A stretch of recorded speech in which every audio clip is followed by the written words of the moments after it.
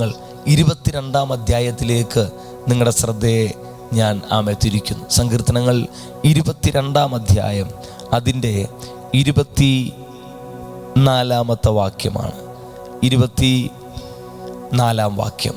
അവിടെ ഇങ്ങനെയാണ് എഴുതിയിരിക്കുന്നത്: അരിഷ്ടൻ്റെ അരിഷ്ടത അവൻ നിരസിച്ചില്ല, വെറുത്തതുമില്ല. തൻ്റെ മുഖം അവന് മറച്ചതുമില്ല. തന്നെ വിളിച്ചപേക്ഷിച്ചപ്പോൾ കേൾക്കുകയത്രേ ചെയ്തത്. അരിഷ്ടൻ്റെ അരിഷ്ടത അവൻ നിരസിച്ചില്ല, വെറുത്തതുമില്ല. തൻ്റെ മുഖം അവന് മറച്ചതുമില്ല. തന്നെ വിളിച്ചപേക്ഷിച്ചപ്പോൾ കേൾക്കുകയത്രേ ചെയ്തത്. ആ വചനത്തിനായി കർത്താവിനെ ഒന്ന് സ്തുതിക്കാമോ? അരിഷ്ടൻ എന്ന വാക്ക് കഷ്ടമനുഭവിക്കുന്നവൻ, പ്രതിസന്ധിയിൽ, പ്രതികൂലങ്ങളിൽ, മനോഭാരത്തിൽ, അങ്ങനെ വിവിധ വിഷയങ്ങളോടുള്ള ബന്ധത്തിൽ ഈ അരിഷ്ടത എന്നുള്ള വാക്ക് നമുക്ക് കാണുവാൻ കഴിയും. അരിഷ്ടത, കഷ്ടത, വലിയ ബുദ്ധിമുട്ട്, പ്രതിസന്ധി, പ്രതികൂലം, ഒരു സൊല്യൂഷൻ കാണാൻ കഴിയുന്നില്ല. പല പ്രതികൂലങ്ങളുടെയും, അതായത് നമ്മൾ പറയാറില്ലേ 4 വശത്തു നിന്നും എനിക്ക് പ്രതിസന്ധിയാണെന്ന്. അങ്ങനെ ഒരു ചുവടും മുമ്പോട്ട് വെക്കാൻ കഴിയാതെ 4 ഇടത്തു നിന്നും പ്രതികൂലങ്ങളാൽ വലയുന്ന ഒരവസ്ഥ. അരിഷ്ടത, കഷ്ടത, ഒന്നുമില്ലായ്മ, വലിയ പ്രതികൂലം, സൊല്യൂഷൻ കാണാൻ കഴിയുന്നില്ല എന്നൊക്കെയാണ് അതിൻ്റെ അർത്ഥങ്ങളായിട്ട് നമുക്ക് കാണാൻ കഴിയുന്നത്. അരിഷ്ടൻ്റെ അരിഷ്ടത, ഒരു ചുവട് എവിടെയെങ്കിലും എടുത്തു വെക്കാൻ നോക്കുമ്പോൾ മറ്റു പ്രതികൂലം, ആ പ്രതികൂലത്തെ ഒന്ന് കരയേറി മുമ്പോട്ട് പോകാൻ ശ്രമിക്കുമ്പോൾ അടുത്ത പ്രതിസന്ധി, അങ്ങനെ ഒന്നിനാലും പറ്റാത്തൊരവസ്ഥ. സത്യത്തിൽ ഈ ഒരു വചനഭാഗം, അതിനോട് ബന്ധപ്പെട്ട് നമുക്ക് കാണാൻ കഴിയുന്നത് ഇസ്രായേൽ മക്കളെയാണ്. ഇസ്രായേൽ മക്കൾ മോശയിലൂടെ മുൻപോട്ട് പുറപ്പെട്ട്, മിസ്രൈമിൽ നിന്നും പുറപ്പെട്ട് മുൻപോട്ട് വരുമ്പോൾ അവരെ ചെങ്കടലിൻ്റെ മുമ്പിൽ എത്തുകയാണ്. അവരുടെ മുമ്പിൽ ഇപ്പോൾ ചെങ്കടലാണ്, മുമ്പോട്ട് പോകാൻ വഴിയില്ല എന്നുള്ള അവസ്ഥ. അങ്ങനെ ആയിരിക്കുമ്പോഴാണ് അവരെ വിട്ടയച്ച ദേശത്തിൻ്റെ അധിപതി, രാജാവ്, മിസ്രൈം രാജാവ് ഫറവോൻ, ഞാൻ ഇവരെ പിടിക്കും, ഞാൻ വാളൂരും, ഞാൻ കൊല്ലും, ഞാൻ എൻ്റെ വാൾ അവരെ നശിപ്പിക്കും എന്നൊക്കെ പറഞ്ഞുകൊണ്ട് പിൻപിൽ ഇവരെ പിന്തുടർന്നു വരുന്ന ഒരു ശക്തി. ഇവർക്കിപ്പോൾ മുമ്പോട്ടും പോകാൻ വയ്യ, പുറകോട്ടും പോകാൻ വയ്യ. മുമ്പിൽ ചെങ്കടലും, പിൻപിൽ ഫറവോനും. ഇടത്തേക്കും വലത്തോട്ടും നോക്കിയാൽ വലിയ മലകളും കുന്നുകളുമാണ്. ഇവർക്ക് ഓടി രക്ഷപ്പെടാനും കഴിയുന്നില്ല. അപ്പം മുമ്പിലും പിൻപിലും ഇടത്തും വലത്തും പ്രതിസന്ധിയായി നിൽക്കുന്ന ഒരവസ്ഥ. എങ്ങോട്ടും ഒരു സൊല്യൂഷൻ ഇല്ല. കണ്ണെത്തി തല ഉയർത്തി നോക്കുമ്പോൾ പ്രതിസന്ധികളുടെ ദൈർഘ്യമല്ലാതെ അതിൻ്റെ അപ്പുറത്തൊരു വിടുതൽ കാണാൻ കഴിയാത്ത കഷ്ട അവസ്ഥ. അവിടെ വചനം ഇങ്ങനെ എഴുതിയിരിക്കുന്നത്: അരിഷ്ടൻ്റെ അരിഷ്ടത അവൻ നിരസിച്ചില്ല, വെറുത്തതുമില്ല. സത്യത്തിൽ നമ്മളുടെ കഷ്ടതകളുടെ സമയത്ത് അനേകർ നമ്മളെ വെറുക്കുന്നു, അല്ലെങ്കിൽ നമ്മളെ നിരസിക്കുന്നു. നമുക്കെല്ലാം ഉള്ളപ്പോൾ നമ്മളെ നിരസിക്കുന്നവർ കുറവായിരിക്കും. നമുക്ക് സന്തോഷത്തിൻ്റെ അനുഭവത്തിൽ നമ്മുടെ കൂടെ സന്തോഷിക്കാൻ ഒരുപക്ഷെ അനേകർ കാണും. എന്നാൽ നമ്മുടെ ദുഃഖത്തിൻ്റെ സമയത്ത് നമ്മളെ നിരസിച്ച് കളയുന്ന, നമ്മളെ വെറുത്ത് കളയുന്ന ആൾക്കാർ കാണും. എന്നാൽ ഇവിടെ ഈ പ്രതിസന്ധികളുടെ നടുവിൽ, 4 സൈഡിലും പ്രതികൂലത്തിൻ്റെ നടുവിൽ ഇനിയും മുൻപോട്ട് ഒരു വിടുതലില്ല എന്ന് ചിന്തിക്കുന്ന അവസ്ഥ, ഇതുപോലത്തെ ഒരവസ്ഥയാണ് പുതിയ നിയമത്തിൽ യേശു കർത്താവിൻ്റെ ശിഷ്യന്മാരോട് അക്കരയ്ക്ക് പോകാൻ യേശു പറയുക. ഇവിടെയും മോശ ജനത്തോട് ഞാൻ നിങ്ങളെ അക്കരയ്ക്ക് കൊണ്ടുപോകാം എന്ന് പറയുമ്പോൾ വാഗ്ദത്ത ദേശത്തേക്ക് കൊണ്ടുപോകാം, ദൈവം എന്നെ അയച്ചിരിക്കുകയാണ് നിങ്ങളെ അക്കരയ്ക്ക് കൊണ്ടുപോകാൻ, വാഗ്ദത്തത്തിലേക്ക് കൊണ്ടുപോകാൻ എന്ന് പറഞ്ഞാണ് മോശയുടെ കൂടെ ഈ ജനവും പുറപ്പെടുന്നത്. ഇത് പറയുമ്പോൾ ഒന്നും ഈ വഴിത്താഴയിൽ ഇതുപോലെ ഒരു പ്രതിസന്ധി ഉണ്ടെന്ന് ദൈവം പറഞ്ഞില്ല അവരോട്. 4 സൈഡും വഴി അടഞ്ഞ് വലിയ ഒരു കഷ്ടതയിലൂടെ പോകേണ്ടി വരുമെന്ന് ഒരിക്കലും പറഞ്ഞില്ല. യേശു കർത്താവും ശിഷ്യന്മാരെ നിർബന്ധിച്ചു എന്ന് അക്കരയ്ക്ക് പോകാൻ കർത്താവ് ആദ്യനും അന്ത്യനുമായവൻ, ആൽഫയും ഒമേഗയുമായവൻ, അഗ്നിജാലയ്ക്കൊത്ത കണ്ണുള്ളവൻ, നമ്മുടെ തലയിൽ ഒരു മുടി പോലും കൊഴിയുന്നത് അറിയുന്നവൻ, അവൻ ഈ വഴിത്താഴയിൽ എന്തൊക്കെ പ്രതിസന്ധികൾ ഉണ്ടെന്നറിയാം. എന്നിട്ട് ആ കർത്താവ് നിർബന്ധിക്കുക അക്കരയ്ക്ക് പോകാൻ നിർബന്ധിച്ച് അവരെ വിടുമ്പോഴും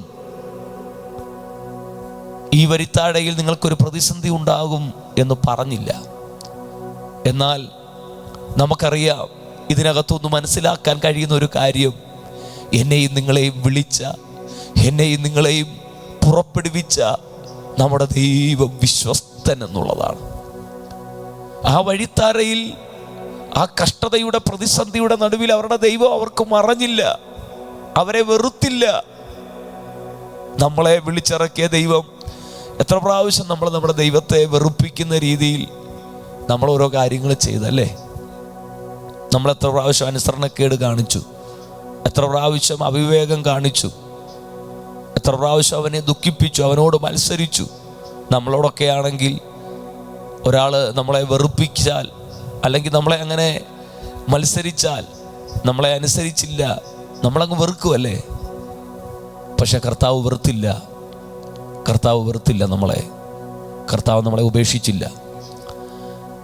ഈ പ്രതിസന്ധിയുടെ നടുവിൽ അരിഷ്ടൻ്റെ അരിഷ്ടത അവൻ നിരസിച്ചില്ല, വെറുത്തതുമില്ല. എൻ്റെയും നിങ്ങളുടെയും കഷ്ടതകൾ, പ്രതിസന്ധികൾ, പ്രതികൂലങ്ങൾ ആയതിൻ്റെ നടുവിൽ നമ്മൾ യേശുവേന്ന് വീണ്ടും വീണ്ടും വിളിക്കുമ്പോൾ അവൻ നമ്മളെ വെറുക്കുകയോ നിരസിക്കുകയോ ഒന്നും ചെയ്യുന്ന ദൈവമല്ല. അവിടെ എഴുതിയിരിക്കുന്നൊരു വാക്യം ഇങ്ങനെയാ, തൻ്റെ മുഖം അവന് മറച്ചില്ല. പക്ഷേ പലരും അവരുടെ മുഖം മറച്ചു കളയും. നമ്മൾ തന്നെ പലർക്കും നമ്മുടെ മുഖം മറച്ചു കളഞ്ഞിട്ടില്ലേ? അവൻ വിളിക്കുമ്പോഴേ അറിയാം അവൻ വിളിക്കുന്ന ഇന്ന കാര്യത്തിനാ, വീണ്ടും നമ്മളെ മുഷിപ്പിക്കാൻ, അങ്ങനെ ഇങ്ങനെ നമ്മുടെ മുഖം മറച്ചു കളയും. കണ്ടിട്ടും കാണാതെ നമ്മൾ പോകും. ആ ഒരു വ്യക്തി സന്തോഷത്തിലാണ്, സുഖത്തിലാണെങ്കിൽ നമ്മൾ ഒരിക്കലും നമ്മുടെ മുഖം അവന് മറക്കത്തില്ല. നമ്മൾ ഓടിച്ചെന്ന് അങ്ങോട്ട് ചെല്ലും അല്ലേ? പക്ഷെ അവൻ പ്രതിസന്ധിയിലാണ്, പ്രതികൂലങ്ങളിലാണ്, അവന് 4 സൈഡിലും ബുദ്ധിമുട്ടാ. ഇപ്പോൾ അവനെ കണ്ടാൽ നമ്മുടെ കയ്യിൽ നിന്ന് എന്തെങ്കിലും പോകത്തേ ഉള്ളൂ. നമുക്ക് ലാഭം ഉണ്ടാകുന്ന ഒരു പരിപാടിയല്ല ഇപ്പോൾ, നമുക്ക് നഷ്ടമേ വരുത്തുള്ളൂ എന്ന് കണ്ടാൽ നമ്മൾ മുഖം മറച്ചു കളയും. പക്ഷെ നമ്മുടെ ഉടയ തമ്പുരാൻ നമ്മുടെ കഷ്ടങ്ങളിൽ കർത്താവിന് ലാഭമുണ്ടാകുമെന്ന് കണ്ടിട്ടല്ല, നമ്മുടെ അരിഷ്ടതകളിൽ തൻ്റെ മുഖം നമ്മുടെ മേൽ മറയ്ക്കാതെ, നമ്മുടെ രോഗത്തിൽ, നമ്മുടെ ഭാരത്തിൽ, നമ്മുടെ വേദനയിൽ, നമ്മുടെ കഷ്ടത്തിൽ, നമ്മുടെ നഷ്ടത്തിൽ, അവിടെയെല്ലാം തൻ്റെ മുഖം മറയ്ക്കാതെ നമ്മുടെ അരികിലേക്ക് ഓടി വന്ന ഒരു ദൈവമില്ലേ? തൻ്റെ മുഖം അവന് മറച്ചില്ല. എന്നിട്ട് എന്തു ചെയ്തു? അവൻ തന്നെ വിളിച്ചപേക്ഷിച്ചപ്പോൾ കേൾക്കുകയത്രേ ചെയ്തത്. എത്ര പേർക്കൊരു സ്തോത്രം ചെയ്യാൻ പറ്റും? തന്നെ വിളിച്ചപേക്ഷിച്ചപ്പോൾ കേട്ട ഒരു ദൈവം, മുഖം മറച്ചു കളയാത്തൊരു ദൈവം. ഇന്ന് ഞാൻ നിങ്ങളോട് പറയാൻ ആഗ്രഹിക്കുന്നൊരു ദൂത്, അവൻ്റെ മുഖം അവൻ നിനക്ക് മറയ്ക്കത്തില്ല. എൻ്റെ ദൈവം നമുക്ക് മുഖം മറച്ചാൽ നമ്മൾ എന്തു ചെയ്യും? യഹോവേ, നീ തിരുമുഖം ഉയർത്തി അവരെ അനുഗ്രഹിക്കണേ.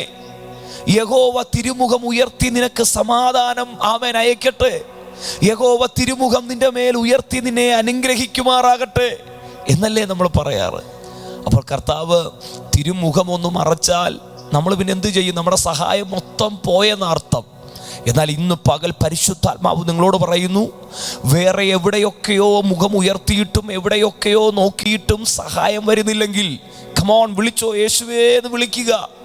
ആമേൻ. അവൻ മുഖം നിനക്ക് മറയ്ക്കത്തില്ല. നിന്റെ അരിഷ്ടതയിൽ അവൻ നിന്നെ നിരസിക്കത്തില്ല, നിന്നെ വെറുക്കത്തില്ല. നീ കണ്ടിട്ടില്ലാത്ത അത്ഭുതത്തിൻ്റെ വഴികൾ, വാതിലുകൾ, മുഖാന്തിരങ്ങൾ ആമേൻ നിനക്കൊരുക്കിപ്പന്ന് നിന്നെ ജയത്തോടെ നടത്തുന്ന ഒരു ദൈവമുണ്ട്. എത്ര പേർക്ക് അതിന് ആമേൻ പറയാൻ പറ്റും? ഈ പ്രതിസന്ധികളുടെ നടുവിൽ, പ്രതികൂലങ്ങളുടെ നടുവിൽ എല്ലാവരും മോശയെ വെറുത്തു,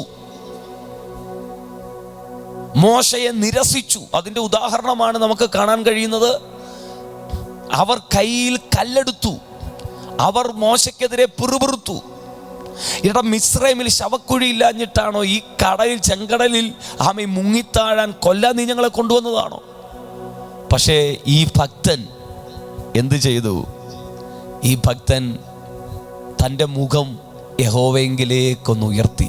4 സൈഡും ഇപ്പോൾ വഴി അടഞ്ഞിരിക്കുക, മുമ്പിലും പുറകിലും 4 ഇടത്തും വലത്തും.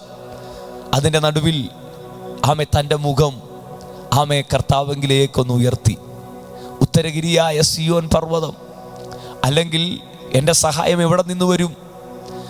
ആകാശത്തെയും ഭൂമിയെയും സൃഷ്ടിച്ച യഹോവയെങ്കിൽ നിന്ന് വരുന്നു. കർത്താവെങ്കിലേക്ക് തൻ്റെ മുഖമൊന്ന് ഉയർത്തിയപ്പോൾ കർത്താവ് അവനെ വിളിച്ച ദൈവം തൻ്റെ മുഖം അവന് മറച്ചില്ല. തൻ്റെ മുഖം അവന് മറച്ചില്ല. ആ അരിഷ്ടതയിൽ, ആ കഷ്ടതയിൽ, ആ പ്രതികൂലത്തിൽ അവനെതിരെ അവൻ നയിച്ചു കൊണ്ടുവന്ന ജനം എതിരായി അവർ കയ്യിൽ കല്ലെടുത്ത് എറിയാൻ നിൽക്കുമ്പോൾ ഈ ഭക്തൻ യഹോവയെങ്കിലേക്ക് തൻ്റെ മുഖം ഉയർത്തി. അവൻ്റെ കഷ്ടതയിൽ അവൻ യഹോവയോട് നിലവിളിച്ചു. യഹോവ തൻ്റെ മുഖം അവന് മറച്ചില്ല. തന്നെ വിളിച്ചപേക്ഷിച്ചപ്പോൾ കേൾക്കുകയത്രേ ചെയ്തത്.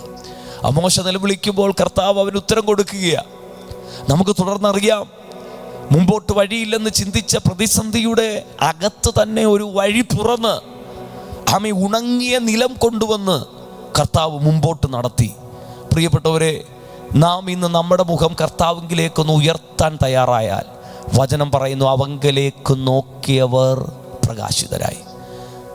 നിന്റെ മുഖം വാടിപ്പോകത്തില്ല. കർത്താവ് തൻ്റെ മുഖം അവൻ മറച്ചില്ല എന്ന് പറഞ്ഞാൽ കർത്താവിൻ്റെ മുഖം അവൻ്റെ മേൽ കർത്താവ് പ്രകാശിപ്പിച്ചു. അല്ലെങ്കിൽ എവിടെ തല താഴ്ത്തി പോകുമെന്ന് ചിന്തിച്ചോ അവിടെ അവൻ്റെ തലയെ ദൈവം ഉയർത്തി. അവങ്കിലേക്ക് ഇന്ന് നാം നമ്മുടെ മുഖം ഉയർത്താൻ കർത്താവേന്ന് വിളിച്ചുകൊണ്ട് കർത്താവിങ്കിലേക്ക് നമ്മുടെ മുഖം ഉയർത്താൻ ഒന്ന് തയ്യാറായാൽ നിന്റെ മുഖം വാടാൻ അവൻ അനുവദിക്കത്തില്ല. സ്തോത്രം. പ്രതിസന്ധികളുടെ നടുവിലാണ്, അരിഷ്ടതയും കഷ്ടതയും നിന്ദയുടെയും നടുവിലാണ് ഹന്ന ആലയത്തിലേക്ക് ഓടി വരുന്നത്. ആലയത്തിലേക്ക് ഓടി വന്ന് ഉള്ളം തുറന്ന് ഒരുപാട് ശബ്ദമൊന്നുമില്ല, പക്ഷെ ഉള്ളം തുറന്ന് യഹോവയോട് അവൾ നിലവിളിക്കുമ്പോൾ വചനം എഴുതിയിരിക്കുന്നു, പിന്നെ അവളുടെ മുഖം വാടിയില്ല എന്ന് പറഞ്ഞാൽ യഹോവ തൻ്റെ മുഖം അവൾക്ക് മറച്ചില്ല.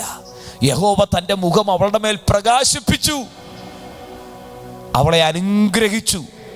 അവളുടെ മുഖം പിന്നെ വാടിയില്ല. ഇന്നത്തെ ദിവസത്തിൽ ഏത് പ്രതിസന്ധികൾ, പ്രതികൂലങ്ങൾ, കഷ്ടതകൾ, അരിഷ്ടതകൾ ആയതിൻ്റെ നടുവിലാണ് നിങ്ങളായിരിക്കുന്നത്, നിങ്ങളെ നിരസിക്കാത്ത, വെറുക്കാത്ത ഒരു ദൈവമുണ്ട്. തൻ്റെ മുഖം അവൻ നിങ്ങൾക്ക് മറക്കത്തില്ല.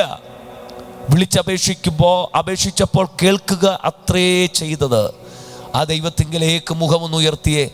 യേശുവേ എന്നായിരിക്കുന്ന ഇടങ്ങളിലൊന്നും വിളിച്ച്, യേശുവേ, എൻ്റെ പ്രതിസന്ധികൾ, എൻ്റെ പ്രതികൂലങ്ങൾ, എൻ്റെ കഷ്ടതകൾ, എൻ്റെ അരിഷ്ടതകൾ, അതിൻ്റെ നടുവിൽ എന്നെ നിരസിക്കാത്ത, എന്നെ വെറുക്കാത്ത, എൻ്റെ രോഗത്തിൻ്റെ അവസ്ഥയാകട്ടെ, എൻ്റെ പാപത്തിൻ്റെ അവസ്ഥയാകട്ടെ, എൻ്റെ ബലഹീനതകളാകട്ടെ, എൻ്റെ കുറവുകളാകട്ടെ, ഞാനിതാ അങ്ങയിലേക്ക് എൻ്റെ മുഖം ഉയർത്തുന്നു.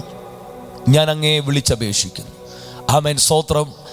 നിന്റെ മുഖം നീ എനിക്ക് മറയ്ക്കത്തില്ല. നീ മുഖം മറച്ചാൽ ഞാൻ എന്തു ചെയ്യും? കർത്താവേ, പിന്നെ അവളുടെ മുഖം വാടിയില്ല. അവങ്കിലേക്ക് നോക്കിയവർ പ്രകാശിതരായി. ഇന്ന് ഈ വചനത്താൽ നിങ്ങളുടെ മുഖം അവൻ പ്രകാശിപ്പിക്കാൻ പോകുക. നിങ്ങളുടെ മുഖത്തെ മ്ലാനതകൾ മാറ്റി, നിങ്ങളുടെ മുഖത്തെ ക്ഷീണങ്ങൾ മാറ്റി, നിങ്ങളുടെ മുഖം വ്യസനിപ്പിക്കാൻ ശത്രു കൊണ്ടുവന്ന ഏതോ പ്രതിസന്ധികൾക്കകപ്പ് നിങ്ങളുടെ മുഖത്തെ തീക്കല്ല് പോലെ നിങ്ങളുടെ മുഖത്തെ അവൻ സന്തോഷിപ്പിക്കാൻ, പ്രകാശിപ്പിക്കാൻ പോവുകയാണ്. അരിഷ്ടൻ്റെ അരിഷ്ടത നിരസിക്കാത്ത, അവനെ വെറുക്കാത്ത, തൻ്റെ മുഖം അവൻ്റെ മേൽ മറച്ചു വെക്കാത്ത, തൻ്റെ മുഖം അവൻ്റെ മേൽ പ്രകാശിപ്പിച്ച് ഉത്തരം കൊടുക്കുന്നൊരു ദൈവം. നമ്മളെന്ത് ചെയ്യണം? തന്നെ വിളിച്ചപേക്ഷിക്കുക. കണ്ണുകളടയ്ക്കാം. ഈ പ്രഭാതത്തിൽ നമുക്ക് കർത്താവിനോട് പ്രാർത്ഥിക്കാം. അപ്പാ, ഞങ്ങളുടെ മുഖം ഞങ്ങൾ അങ്ങിലേക്ക് ഉയർത്തുന്നു. ഞങ്ങൾ യേശുവേ എന്ന് വിളിക്കുന്നു. ഞങ്ങൾക്ക് വേണ്ടി നിൻ്റെ മുഖം നീ നീട്ടുകയാൽ, ഉയർത്തുകയാൽ സ്തോത്രം. പ്രതിസന്ധികളുടെ നടുവിൽ മോശ തൻ്റെ സഹായം വരുന്ന ഉയരത്തിലേക്ക് മുഖം ഉയർത്തിയപ്പോൾ, തന്നെ വിളിച്ചപേക്ഷിച്ചപ്പോൾ അരിഷ്ടൻ്റെ അരിഷ്ടത നിരസിച്ചില്ല, വെറുത്തുമില്ല. തൻ്റെ മുഖം അവന് മറച്ചുമില്ല, മറിച്ച് തൻ്റെ മുഖം അവൻ്റെ മേലുയർത്തി യഹോവ അവനെ അനുഗ്രഹിച്ചു. യഹോവ തൻ്റെ മുഖം അവൻ്റെ മേലുയർത്തി അവന് സമാധാനം അയച്ചു. എന്നതുപോലെ നിൻ്റെ മുഖം നീ ഞങ്ങൾക്ക് മറയ്ക്കത്തില്ല.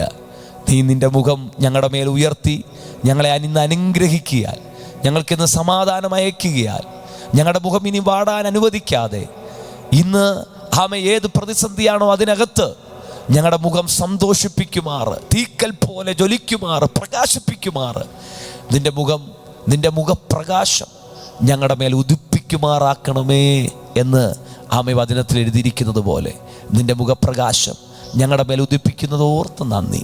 നിൻ്റെ ജനത്തെ അനുഗ്രഹിക്കുന്നു യേശു ക്രിസ്തുവിൻ നാമത്തിൽ തന്നെ. ആമേൻ.